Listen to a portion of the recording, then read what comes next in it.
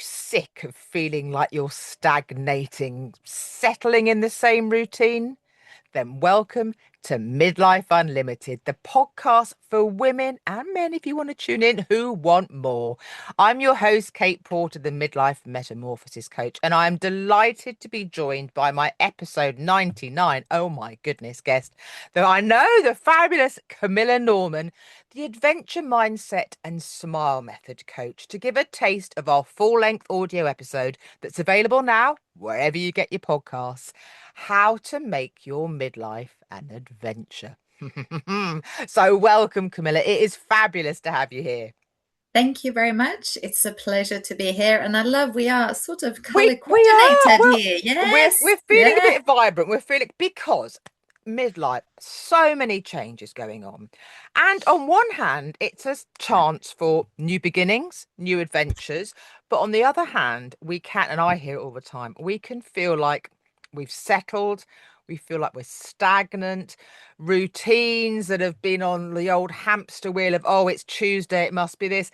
And it takes a bit of a kick up the bum to take that step, doesn't it? To actually, and when we're talking adventures, we don't just mean sailing around the world single-handed. We mean doing things that are different to the norm, don't we?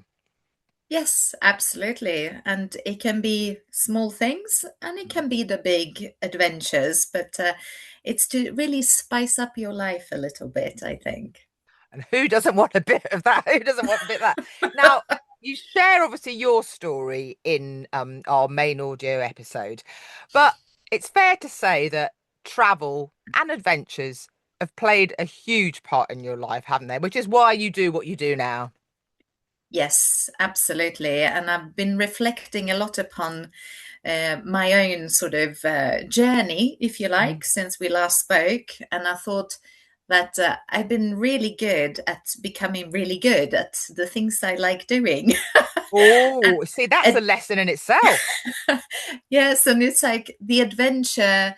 I have been adventurous and I've really tapped into that. So I've become very, shall we say, comfortable with the unknown. I've embraced Mm. the adventure and I love actually launching myself into the unknown because I've been doing it again and again and again.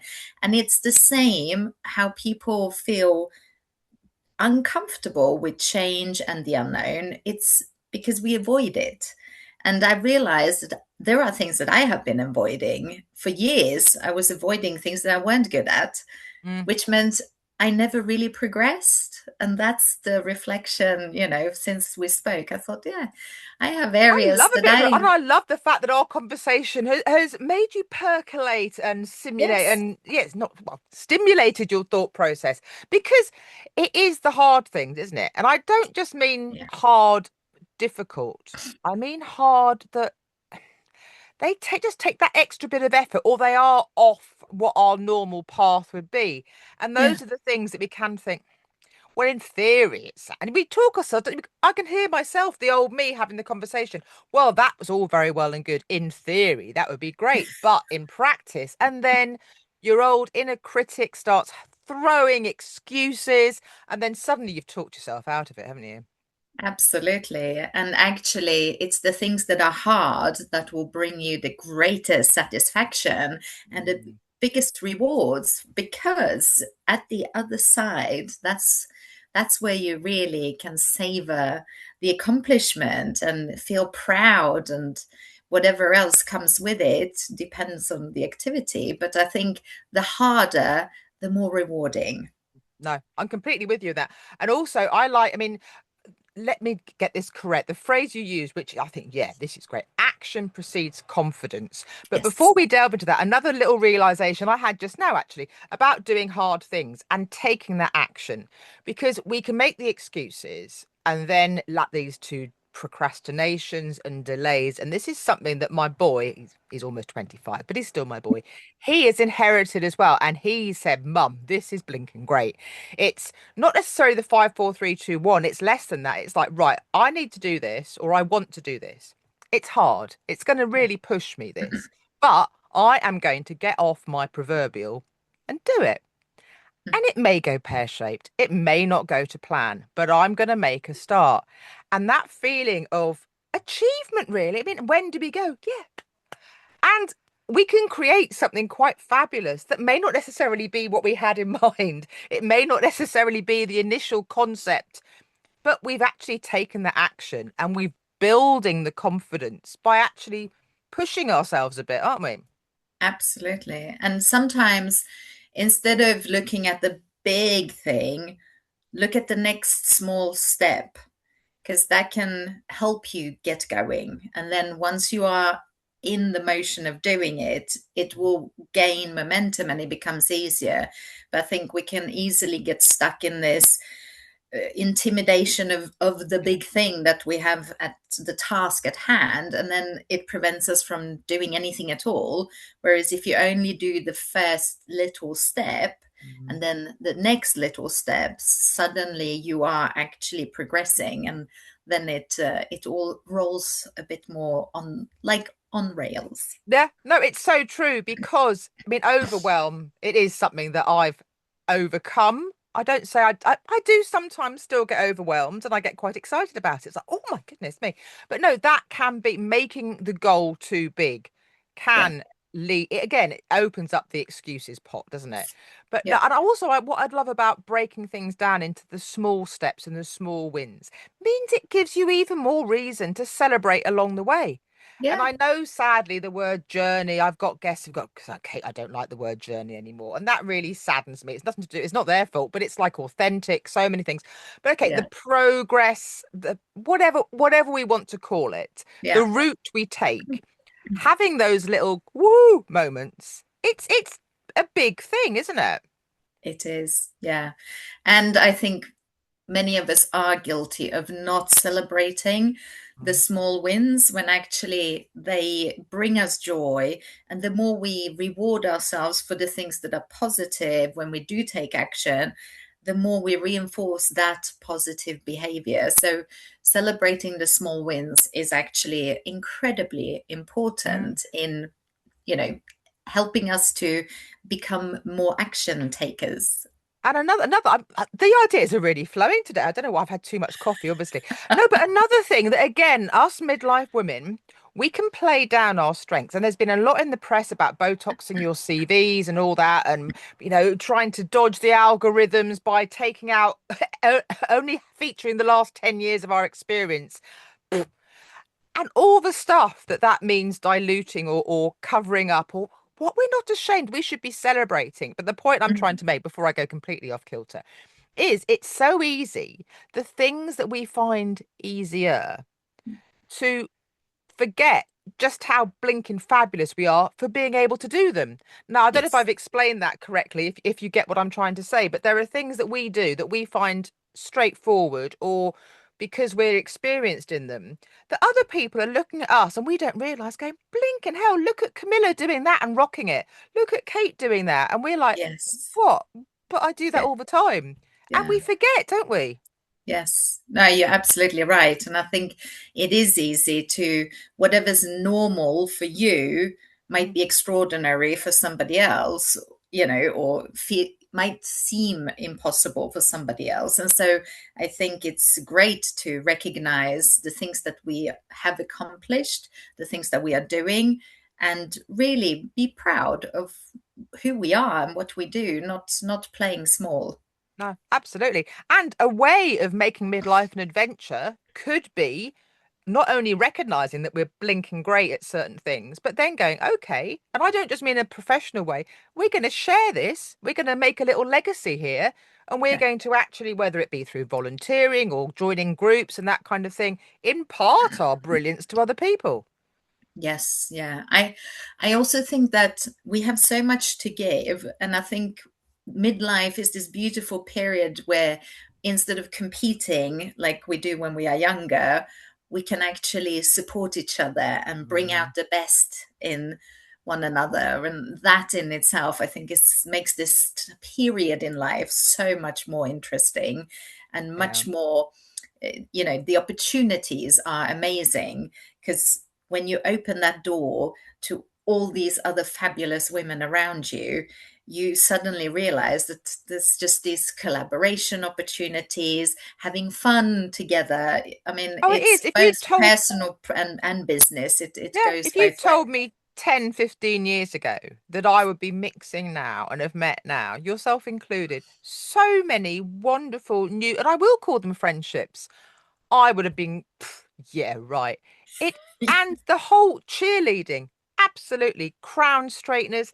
It just yes, friendships have shifted and fallen by the wayside through no fault of our own, or they've run their Yeah, course. And I've yeah, literally, very few friends in the neighborhood, shall we say. And I know I'm yes, not alone in that, and that can yeah. be quite isolating feeling, but there is the opportunity. It takes the effort, but there is the opportunity to create new adventures with new people in midlife. Absolutely. Yeah, absolutely. I think the strength is that we perhaps have more of that courage to Mm, take the first step.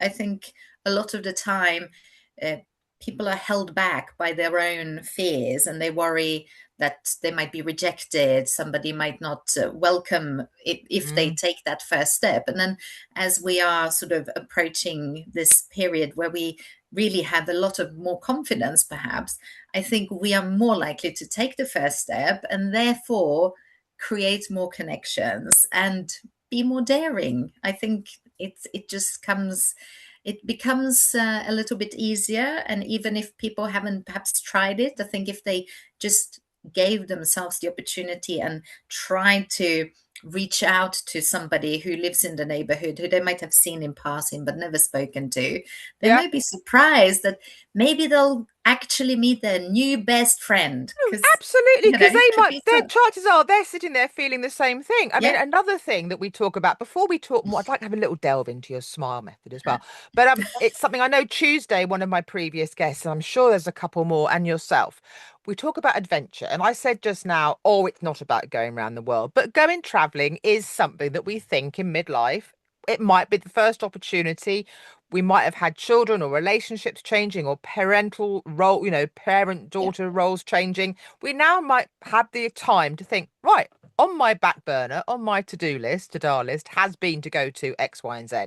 But there we go.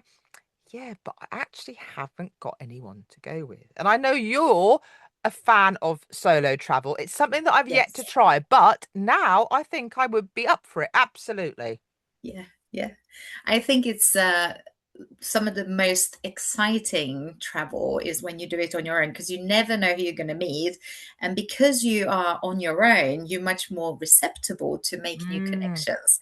If you travel with someone, you don't have the same, shall we say, need to connect with people that uh, you come across. And from the outside, you also like a unit, so people are less likely to approach to you. start So, conversation. Yeah. No, because exactly. I am, my son always laughs. I'm the kind of person that I strike up a conversation in the supermarket queue or so Yes, I think that might stand me hopefully in good stead. Either that or I will absolutely. alienate everyone within a 5 mile radius and no one will talk to me at all. Not at all. I think But that's I a do like fabulous the strength. idea of I'm very much right, let's do this, ready in 5 minutes and out the door. And luckily, my boy, who I travel a lot with, is the same. But I Mm, do struggle if I'm in a bigger group and some people take it and they're not quite ready. And then they go, yes. oh, Yeah. But that's why it's great to travel on your own I was because going to then, say it would be you an know, absolute revelation for me, I think, yeah, yeah, yeah. Because you go where you want, you do it when you want, you talk to whoever you want. on your It own becomes, time scale. it's so liberating. So Yeah. I think you would love it. I think it's got to be done. It's got to be done. So we have promised, obviously, the adventure mindset is something you're passionate about, and your smile method. We do delve into it in quite a lot of detail in our full length audio episode. But could you share some insights and top bits of inspiration for viewers so that A, that'll help them today, and B, they can go and tune into the full length episode available now wherever you get your podcasts. Of course. So I think it's quite simple. Most people can connect with the benefit of smiling, Mm, and it's free, it's accessible to all of us. And I think when we do it with more intention, where we actually recognize how powerful a smile mm, is, both in terms of our well being, how it can impact our mood, we can literally change our mood from mm. irritation and frustration, and smile for a little time, let that sort of settle your Well, whole it's nervous tricking our brain, system. really, isn't it? Yes, it Mm. is. And suddenly you're going to feel better. And then you can continue your day with a more positive approach and a more positive outlook. So, on top of different tools that I use, I just add the smile on top because I recognize how big an impact it can have if we just open to it. So it has become something that I smile a lot. It's something people comment on. And I just thought, you know what? I am happy most of the time. And so Mm. there is a correlation. It's not I'm smiling because I'm happy all the time, but I smile a lot. So I am happy. Yeah. It goes both ways. And that's realization how you can impact your own mood, therefore your relationships, your conversations, whether it's private or professionally, it just will all flow in a more sort of in a smoother and hopefully It also more affects, doesn't it? enjoyable How you way. hold, yeah, how you hold Yes. yourself, and say the Yeah. energy you're giving off, the vibes, and what you attract, and all sorts. Exactly. And when you smile, you actually calm your whole nervous system because if you think from a biological perspective, you're not going to be smiling, running away for your life, being chased by a tiger. But so it is a signal to your brain, which then creates a release of feel good hormones, and it makes you relax. And it is also a smile signals to other people that you are friendly, you are open, and that's why it's such a key, super simple, but it does hold sort of the key to unlocking a lot in our lives, I think. I love that. I love that. It's free. It makes you feel good. What is not to love? Now, I say all your contact details are in the show notes for our episode, and you have your guest profile on the Midlife Unlimited podcast website. But how can viewers reach out and get in touch with you? The easiest is probably to search for me, just my name, Camilla Norman. That's how I'm And that featured isn't a in. typo. It is an unusual spelling, isn't it? Yeah. It is Camilla with a K, Norman with double R. And it is both across most social media platforms. It is my name. So you will most likely find me. If you even Google me, it's probably going to be me. There's not many people who spell their name exactly like mine. So, No, I love something unusual that makes for easy connection. And you yes. can reach out to me. Obviously, all my details are in the show notes and on the Midlife Unlimited podcast website. On most places, I'm Kate Porter official. I've changed things around a bit because it was, as you say, it's nice to homogenize. Is that the right word? But Yeah. also on the website, you'll find details of how you can work with me one to one and come and join more MORE exclamation mark my award-winning all-in-one coaching program. Also, there's the Facebook group. Come and join that for behind-the-scenes news. There'll also be news coming there about the book that's coming up. Camilla's going to be in that, and all sorts of other exciting things. So, thank you for joining me, Camilla, to give a Thank little you. update. I love the fact that our conversation has spurred it on to other thoughts and things. Brilliant. Keep it coming. Keep it coming. Thank you for watching. Don't forget, Midlife Unlimited has a new audio episode every Thursday, at least one every Thursday, available wherever you get your podcasts. Like, subscribe, follow, comments, ideally constructive, but hey, I'm all about the conversation. You know what to do. Yeah, thank you for joining me. Here's to being fabulous and flourishing together and living Midlife Unlimited. Thanks, Camilla. It's been brilliant. Bye. Thank you so much. Bye.